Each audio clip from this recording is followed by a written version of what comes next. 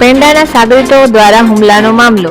સમગ્ર મામલે સાક્ષી તરીકે જિગ્નેશ ગજેરાના પરિવારજન આવ્યા મીડિયા સામે. રાજપાલ ઉર્ફે રાજો જાડેજા અને અન્ય શખ્સ દ્વારા હુમલો કરાયો.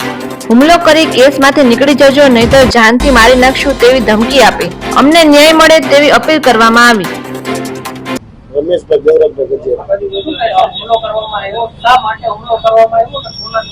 2016 કેસમાં ને ભરતભાઈ પત્ની એમનું હત્યા કરેલી આ રાજા જાડેજા પેંડા ગેંગવાળી ગેંગે એના માટે મારો ભાઈ રહ્યો એમાં પંચમાં સાક્ષીમાં તો નજરે જોનાર તાજનો સાક્ષી હતો.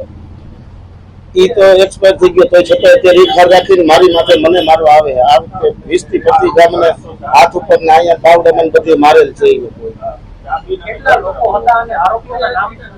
આરોપી 10 થી 11 આરોપી હતા. એમાં પેલો રાજપાલ ઉર્ફે રાજો જાડેજા, પછી ચંદ્રેશ ગોહેલ, બકાલી,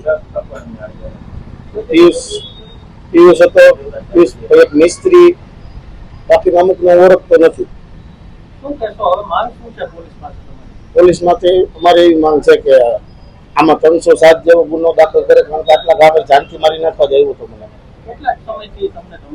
ધમકી તો જાજો ટાઈમથી આપે, ઘણો ટાઈમથી ધમકી આપે.